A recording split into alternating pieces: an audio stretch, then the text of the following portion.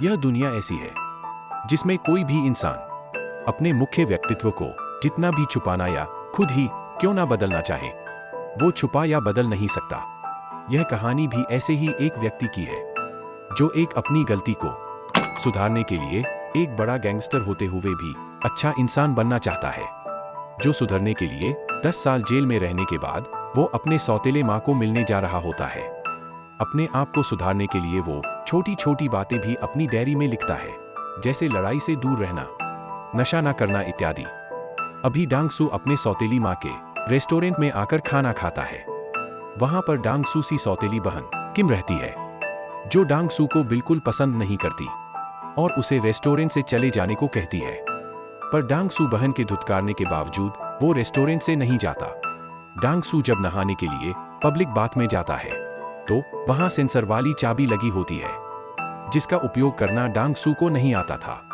इसके आवाज से बगल में बैठे एक व्यक्ति को गुस्सा आ जाता है और वो डांगसू को डांट देता है। पर जब वो डांगसू के शरीर पर बने टैटू को देखता है तो उसकी सिट्टी बीती गुल हो जाती है। दूसरी तरफ एक पियक्कड़ रोड पे पुलिस के सामने ही एक आदमी को पीट रहा होता है, पर पुलिस वाले यह देखकर भी चुप रहते हैं, क्योंकि वो पियक्कड़ छंगे का आदमी था। छंगा इस शहर का एक बड़ा डॉन है, जिसे पुलिस भी डरती है, क्योंकि इसके ऊपर पॉलिटिशियन कजामा का हाथ होता है। जब डांगसू छंगा को मिलने आता है तो छंगा बहुत ही घबराता हुआ डांगसू से मिलता है, और ऐसे ही डांगसू अपने दूसरे दोस्त पोपला से मिलता है। एक वक्त था जहां छंगा और पोपला दोनों डांगसू के अच्छे दोस्त थे और हमेशा डांगसू के आगे पीछे घूमते रहते थे। डांगसू सिर्फ अपने पुराने दोस्तों को मिलने आया था। पोपला डांगसू के पीछे अपने आदमी लगा देता है, क्योंकि वो जानना चाहता था कि एक वक्त पर शहर पर राज करने वाला व्यक्ति ऐसे कैसे बदल गया। जब डांगसू अपने घर वापस जाता है तो उसको देखकर उसकी माँ काफी खुश हो जाती है और उसे बढ़िया खाना खिलाती है। अपनी माँ को खुश देखकर किम भी डांगसू को अपने घर में रहने की इजाजत दे देती है, पर कुछ शर्तों के साथ, जैसे घर के काम करना, बर्तन धोना, झाड़ू लगाना और पोछा लगाना। डांगसू एक मासूम की तरह सब मान लेता है। तो वो रात में सोते वक्त अपने आप से कहता है कि वो अब से शराब और सिगरेट भी छोड़ देगा। अगले दिन कजामा को दिखाया जाता है, जो भोली और भली जनता से वोट पाने के लिए बेवकूफ बना रहा होता है। पब्लिक के सामने तो कजामा काफी अच्छा बना रहता है, पर कजामा को गरीबों से घिन आती रहती है। डांगसू हफ्ते में एक दिन पुलिस स्टेशन में हाजिरी लगानी होती थी। जब वो हाजिरी लगाने के लिए जाता है तो वहां उसका एक स्कूल फ्रेंड मिलता है, जो अभी एक पुलिस ऑफिसर बन चुका है। डांगसू बचपन में इस पुलिस वाले को भी स्कूल में परेशान करता था। इसके बाद डांगसू की माँ पॉलिटिशियन कजामा को मिलने जाती है। कजामा द सनफ्लावर रेस्टोरेंट को खरीदकर उस जगह पर एक मॉल बनाना चाहता है। रेस्टोरेंट के आसपास की जगह को कजामा सबको डरा धमका कर खरीद लिया है, पर इस रेस्टोरेंट जो कि मॉल के बीचों बीच है, उसे डांगसू की माँ कजामा को नहीं बेचेगी। यह बात वो कजामा को साफ साफ कह देती है। डांगसू अब एक गराज में काम करने लगा था। उसके ऊपर नजर रखने पुलिस वाला पुराना दोस्त अपने साथी के साथ आता है और वो डांगसू के किस्से सुनाना शुरू करता है कि कैसे डांगसू पीने के बाद एक मॉन्स्टर बन जाता है और सिर्फ एक अकेले ने पूरे 6 लोगों को मार दिया था और तब से पूरे शहर पर राज करता था। डांगसू के जेल जाने के बाद सबको यह लगा था कि छंगा और पोपला इस शहर पर राज करेंगे, पर बेचूंग नाम के एक व्यक्ति से मिलकर कजामा इस शहर को अपने हिसाब से चलाने लगा और दोनों छंगा और पोपला पॉलिटिशियन कजामा के पालतू बन गए। कॉलेज में किम को दिखाया जाता है, जिसको मैथ क्लास में काफी नींद आ रही होती है। क्लास खत्म होने के बाद उसको उसकी टीचर से मैथ में थोड़ा अच्छे से पढ़ने की सलाह मिलती है और इसी समय डांगसू अपनी बहन को लेने कॉलेज आया था, तो किम की टीचर डांगसू को आवाज देती है। दरअसल किम की टीचर डांगसू की गर्लफ्रेंड होती है और डांगसू यह जानकर खुश होता है कि उसकी गर्लफ्रेंड अभी टीचर बन गई है। जब डांगसू जेल में था तो उसकी गर्लफ्रेंड उसे मिलने भी गई होती है, पर डांगसू उसे मिलने से इनकार कर दिया होता है, क्योंकि डांगसू चाहता था कि वो उसे भूल जाए और अपनी जिंदगी में आगे बढ़े। कॉलेज से वापस आते समय किम एक इलेक्ट्रॉनिक मल्टीमीडिया को देखकर उससे फोटो खींचने की अपनी आशा व्यक्त करती है, और वो जब आइसक्रीम खा रहे होते हैं तो किम का बॉयफ्रेंड देख लेता है। वो ब्रूस ली की तरह आके डांग सू को मार देता है। वो और उसके दोस्त मारने लगता है और सोचता है कि किम इससे खुश हो जाएगी। ऐसा करते वक्त डांग सू की टी शर्ट फट जाती है। उसके टैटू को देखते ही किम के मवाली दोस्त सारे घबरा जाते हैं। डांग सू अपनी बहन को लेकर वहां से चुपचाप चला जाता है। पॉलिटिशियन कजामा छंगा को द सनफ्लावर रेस्टोरेंट को हथियाने का काम देता है। अगले ही दिन छंगा और उसके कुछ साथी द सनफ्लावर रेस्टोरेंट में आके तोड़फोड़ करना चालू कर देते हैं, पर वहां डांग सू भी होता है। जैसे ही छंगा रेस्टोरेंट के अंदर आता है तो डांग सू को देखकर वो हक्का बक्का हो जाता है। डांग सू गुस्से से छंगा की गर्दन पकड़कर कहता है कि यह रेस्टोरेंट उसकी मां का है और यहां गलती से भी आने से मना करता है। डांग सू अभी हर शाम को अपनी बहन को मैथ क्लासेस लेना शुरू कर दिया होता है, क्योंकि वो मैथ में काफी होशियार होता है और इतनी दिनों तक किम उसे डम समझ रही थी, पर वो तो एक होशियार इंसान है। डांग सू अपनी पहली कमाई से मां के लिए गिफ्ट लेकर आया होता है। उसकी मां कहती है कि इसकी कोई जरूरत नहीं थी, पर कुछ देर बाद वो गिफ्ट को एक्सेप्ट कर लेती है। जब उसकी मां वो गिफ्ट ओपन करती है तो उसमें बहुत प्यारे जूते होते हैं। यह देखकर मां काफी इमोशन हो जाती है और डांग सू की बहन इशारों में अपनी मां के गले लगने के लिए डांग सू से कहती है। हिचकिचाते हुए वो अपनी मां के गले लगता है। डांग सू अपनी बहन के लिए भी गिफ्ट लाया होता है, वही इलेक्ट्रॉनिक मल्टीमीडिया जिससे किम फोटोग्राफी करना चाहती थी, जबकि किम उसे लेने से मना कर देती है क्योंकि वो बहुत ही महंगा होता है। पर कुछ देर बाद किम अपने भाई के लिए चाय लाती है। कुछ नखरे दिखाने के बाद एक हाथ से चाय देकर दूसरे हाथ से मल्टीमीडिया ले लेती है। जब किम को डांग सू की डायरी मिल जाती है, उसमें लिखा होता है कि फैमिली के साथ पिकनिक जाना है, तो किम अपने भाई और मां को लेकर पिकनिक चले जाते हैं। अच्छे से अपना दिन गुजारते हैं और एक अच्छी सी फैमिली फोटो भी लेते हैं। बाई चुंग, जो कजामा का मैनेजर और डांग सू का दोस्त भी होता है, डांग सू से कहता है कि आखिर क्यों कजामा रेस्टोरेंट खरीदना चाहता है। अगले दिन छंगा अपने गैंग के साथ रेस्टोरेंट आकर पूरा तहस नहस कर देता है। जब यह बात डांग सू को पता चली तो वो सीधा कजामा के पास जाता है।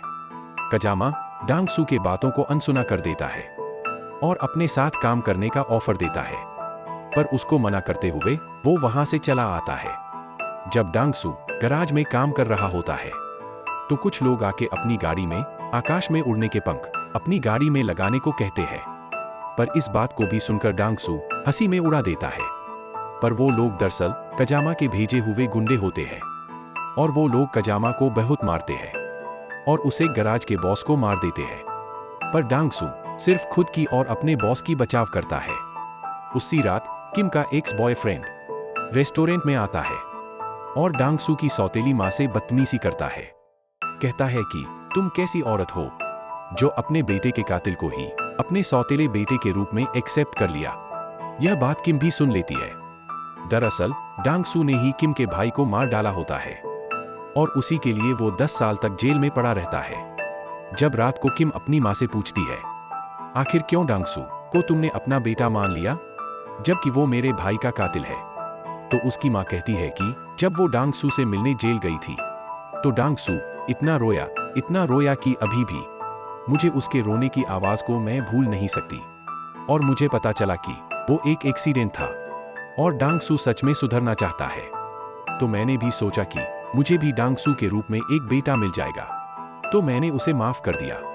इसके बाद किम अपने भाई से बात करने छत पर गई। यहाँ डांग सू घर छोड़कर जाने के लिए तैयार था, पर किम उसे बताती है कि छोई, जो किम का असली भाई था, दरअसल में एक बुरा इंसान था जो नशे और अय्याशी में डूब गया था। तब डांग सू कहता है कि छोई और उसके बीच में लड़ाई हो गई थी, वो तो सिर्फ अपनी डिफेंस कर रहा था, पर गलती से उसकी जान चली गई। आखिर में किम कहती है कि वो उसका भाई बनकर ही उनके साथ रहे। इसके अगले दिन किम का एक्स बॉयफ्रेंड किम को कॉलेज से वापस आते समय किम को ईंट से सिर पर मारकर कोमा में पहुंचा देता है। कजामा के कहने पर ही उसने यह सब किया होता है। अब बात फैमिली पे आ गई होती है तो डांग सू और उसकी मां रेस्टोरेंट बेचने के लिए तैयार हो चुके होते हैं। यह बात कहने के लिए जब डांग सू कजामा के यहाँ गया होता है तो कजामा उसकी यह बात आसानी से नहीं मानता, बल्कि कहता है कि अगर डांग सू अपना हाथ काटकर कजामा को दे देगा तो वो इनके फैमिली का पीछा छोड़ देगा। तो डांग सू इसके लिए भी तैयार हो जाता है। जब कजामा बाईचुंग को उसका हाथ काटने के लिए कहता है तो बाईचुंग सिर्फ उसके हाथ के नसों को काट दिया होता है, जिससे डांग सू अपना हाथ इस्तेमाल ना कर सके। पर जब बाईचुंग डांग सू को घर छोड़ने जा रहा होता है तो कहता है कि वो सिर्फ ऊपर ऊपर से एक कट लगाया है, बल्कि नसों को कुछ नहीं किया। इसके बाद डांग सू अपने बहन को मिलने हॉस्पिटल गया होता है और उसे कोमा में होते हुए भी वो कहता है कि वो अपनी जान भी देकर फैमिली की रक्षा करेगा। पर घर में माँ अकेली अपने रेस्टोरेंट को बेचने के गम में अपने मरे बेटे छोई के फोटो से बात कर रही होती है कि कैसे रेस्टोरेंट अपने गरीबी के दिनों में खुद के जीवन का सहारा बनी रही। उसी वक्त पोपला पीछे से आकर माँ का गला दबाकर उन्हें मार देता है और रेस्टोरेंट के पेपर पर उसके अंगूठे का निशान ले लेते हैं। डांग सू के दिए जूते भी ऐसे ही रह जाते हैं। उन जूतों को किसी अच्छे अवसर पर पहनने का वादा माँ ने अपने बेटे से किया होता है। जब डांग सू हॉस्पिटल से घर वापस आता है तो माँ के छत से लटके लाश को देखकर जोर जोर से रोता हुआ माँ के मृत शरीर को नीचे उतारता है और उनकी अंतिम संस्कार करने के बाद जब घर लौटकर माँ के जूतों की ओर देखता है तो वहां पोपला के कान की बाली पड़ी रहती है। यह देखकर वो काफी शराब पीता है और पोपला के क्लब जाता है। वहां पर पोपला, छंगा और पॉलिटिशियन कजामा भी वहां रहते हैं और रेस्टोरेंट अपना होने का जश्न मना रहे होते हैं। डांग सू कहता है कि मैं पिछले 10 साल से पछतावे के आग में जल रहा था और अपने आप से वादा किया था कि मैं कभी भी अपने जीवन में फाइट नहीं करूंगा, लेकिन तुम लोगों ने मुझे मजबूर कर दिया है। पोपला कहता है कि तुम्हारी माँ के देहांत के बारे में सुनकर मुझे काफी दुख हुआ। तब डांग सू उसकी कान की बाली उसके तरफ फेंकते हुए कहता है कि तो मैं ये तुम्हारा दुख कभी खत्म होने नहीं दूंगा, और पूछता है कि उसके बहन पर हमला करने वाला कौन है। तो टाइगर कहता है कि मैंने किया है, तू क्या कर लेगा। आखिर में डांग सू बाईचुंग को बाहर जाने के लिए कहता है और बाईचुंग बाहर जाते हुए डांग सू को अपनी जान बख्शने के लिए धन्यवाद देता है। और अब डांग सू ने उस बड़बोले टाइगर का हाथ सिर्फ एक ही बार में तोड़ देता है और बाहर जाने के रास्ते पर उसने आग लगा दी होती है। और ऐसे ही डांग सू, छंगा, पोपला और इनके कई सारे साथियों को एक बाद एक को मारता जाता है। डांग सू फाइटिंग में अव्वल था, उसे इस क्लब में हराने वाला कोई नहीं था। आखिर में उसने पॉलिटिशियन कजामा को तब तक मारा जब तक उसका गुस्सा पूरी तरह से शांत नहीं हुआ। आखिर में गैंगस्टर अपने अच्छे इंसान होने का वादा नहीं निभा पाया। इसी तरह से हमारे जीवन में भी कई तरह के संघर्ष और लड़ाइयों का सामना करना पड़ सकता है, पर अगर आप लड़ाई को चुनते हो तो आप पहले से ही हार जाते हो। लड़ाई में कोई भी नहीं जीतता। अगर आपको यह मेरी कहानी का हिंदी में एक्सप्लेनेशन पसंद आया है तो प्लीज मेरे YouTube चैनल को सब्सक्राइब करें और मुझे ऐसे ही अच्छे वीडियो अपलोड करने का प्रोत्साहन दीजिए। धन्यवाद।